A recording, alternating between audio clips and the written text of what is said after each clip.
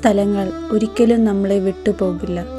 എത്ര ദൂരം സഞ്ചരിച്ചാലും എത്ര വർഷങ്ങൾ കഴിഞ്ഞാലും നിങ്ങളുടെ ഒരു ഭാഗം എപ്പോഴും അവിടെ ഉണ്ടാവും.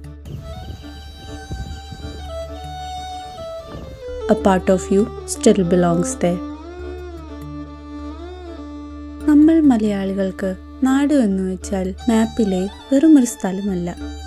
പാടങ്ങളിൽ പെയ്യുന്ന മഴയുടെ മണം, കാറ്റിലാടുന്ന തെങ്ങുകളുടെയും മരങ്ങളുടെയും ശബ്ദം, വീട്ടുമുറ്റത്തു ഒത്തുകൂടിയ കുടുംബത്തിന്റെ ചിരിയും നല്ല സദ്യയും, അങ്ങനെ പോകുന്നു ലിസ്റ്റ്.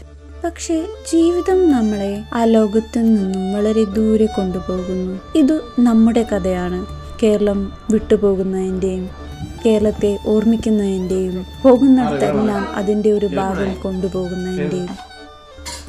എല്ലാ യാത്രകൾക്കും ഒരവസാനമുണ്ട്. എന്നാൽ ഈ കേരള ട്രിപ്പ് ഇത്ര പെട്ടെന്ന് അവസാനിക്കുമെന്ന് ഞങ്ങൾ വിചാരിച്ചില്ല. ഇപ്പോൾ ഞങ്ങൾ ന്യൂസിലൻഡിലേക്ക് മടങ്ങുക മാത്രമല്ല, ഓർമ്മകൾ നിറഞ്ഞ ഒരു സൂട്ട് കേസുമായി ഞങ്ങൾ യാത്ര തുടങ്ങുകയായിരുന്നു. വീടിൻ്റെ ഓർമ്മകൾ, കേരളത്തിൻ്റെ ഓർമ്മകൾ. നമ്മൾ പ്രായമാകും തോറും നൊസ്റ്റാൾജിയ പതുക്കെ ഒരു സ്ഥിരം കൂട്ടുകാരനായി മാറുന്നു. എല്ലായിടത്തും നമ്മെ പിന്തുടരുന്നു, ഒരു ശാന്തമായ വികാരമായിക്കൊണ്ട്.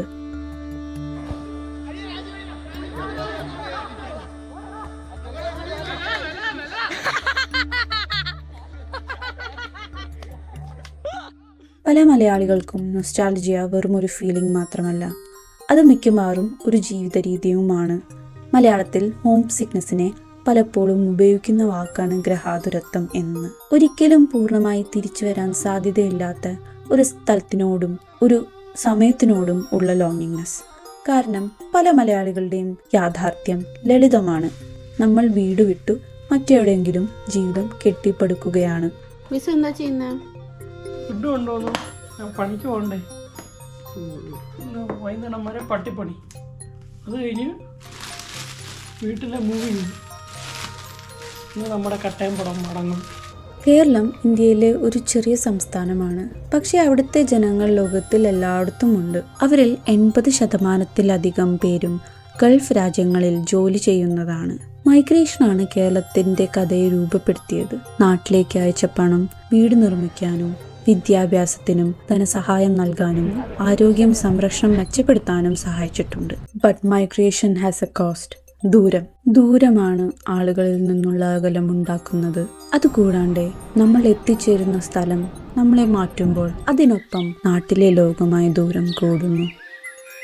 മലയാള സിനിമ എപ്പോഴും ഈ വികാരത്തെ മനോഹരമായി പകർത്തിയിട്ടുണ്ട്. ഇത് വെറും വരികൾ മാത്രമല്ല, പല തലമുറയെ മനസ്സിൽ സ്പർശിച്ച ഗാനമാണ്. പ്രിയപ്പെട്ട കവി ONV കുറുപ്പ് എഴുതിയ ഈ ഗാനം ഏറ്റവും ആഴമേറിയ സത്യം ഉൾക്കൊള്ളുന്നു. അത് ഒരു നൊസ്റ്റാൾജിയാവുന്നു. ദൈവത്തിന്റെ സ്വന്തം നാട് എന്നാണ് കേരളത്തിനെ പലപ്പോഴും വിളിക്കുന്നത്. പച്ചപ്രകൃതി ദൃശ്യങ്ങളുടെയും തെങ്ങുകളുടെയും പുഴകളുടെയും കായലുകളുടെയും നല്ല ഭക്ഷണത്തിന്റെയും നാട്. വിദേശത്ത് താമസിക്കുന്ന നിരവധി മലയാളികൾക്ക് അത് ഓർമ്മയായി മാറുന്നു. ഒരു വീടിന്റെ സ്വർണ്ണ പതിപ്പ്. കേരളത്തിലെ ഏറ്റവും പ്രിയപ്പെട്ട ഉത്സവം ഓണമാണല്ലോ. കഥകൾ പറയുന്നത് മാവേലി കേരളം ഭരിച്ചിരുന്നത് ഒരു സുവർണ കാലത്തിലായിരുന്നു. എല്ലാവരും തുല്യരായിരുന്ന കാലം, ജനങ്ങൾ സത്യസന്ധരായിരുന്ന കാലം, അനീതി ഇല്ലാത്തൊരു കാലം. എന്നാൽ സമാധാനത്തോടെ ജീവിക്കുന്നത് നമ്മൾ മനുഷ്യർക്കോ ദൈവത്തിനോ ഇഷ്ടമല്ലല്ലോ. അതുകൊണ്ട് ഒടുവിൽ രാജാവിനെ പാതാളത്തിലേക്ക് അയച്ചു. പോകുന്നത് മുന്നേ അദ്ദേഹത്തിന് വരം നൽകി. വർഷത്തിലൊരിക്കൽ തന്റെ ജനങ്ങളെ സന്ദർശിക്കാനുള്ള വരം. ആ ദിവസം ഓണമായി മാറി. പലതരത്തിൽ മഹാബലി തന്നെയാണ് ആദ്യത്തെ പ്രവാസി മലയാളി. സ്വന്തം നാട്ടിലേക്ക് തിരിച്ചു വരാൻ കൊതിക്കുന്ന ഒരു വ്യക്തി. അതുകൊണ്ടായിരിക്കും വിദേശത്ത് താമസിക്കുന്ന മലയാളികൾക്ക് ഓണം ഇത്ര വൈകാരികമായി തോന്നുന്നത്. ഇത് വെറും ഒരു ഉത്സവമല്ല, ഇത് വീടിനെയും നാടിനെയും കുറിച്ചുള്ള ഒരു ഓർമ്മപ്പെടുത്തൽ കൂടെയാണ്.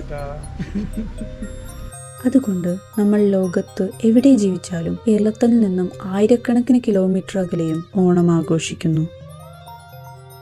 ഒരു മലയാളി എന്ന നിലയിൽ ജീവിതം പലപ്പോഴും 2 ലോകങ്ങൾക്കിടയിലാണ്.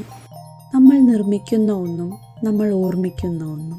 കേരളം വളരെ അകലെയായിരിക്കാം, എന്നാലും നമ്മുടെ ഹൃദയത്തിലാണ്. നൊസ്റ്റാൾജിയ ഒരു വിചിത്രമായ അനുഭവമാണ്. ചില യാത്രകൾ ഒരിക്കലും അവസാനിക്കുന്നില്ല എന്ന് അത് നമ്മളെ ഓർമ്മിപ്പിക്കുന്നു. കാരണം നമ്മൾ വീട് വിട്ടു പോകുമ്പോൾ നാട് ഒരിക്കലും നമ്മളെ വിട്ടു പോകുന്നില്ല. ഒരുപക്ഷെ നല്ല ജീവിതം കെട്ടിപ്പടുക്കാനുള്ള ആഗ്രഹത്തിൽ നമ്മൾ ചേക്കേറും നാടിന്റെ ഓർമ്മകളായി, ഒരിക്കലും മാറാത്ത മധുരമുള്ള വേദനകളുമായി. ഇതെല്ലാം കൂടെ ആയിരിക്കാം നമ്മളെ നമ്മളാക്കി മാറ്റുന്നത്.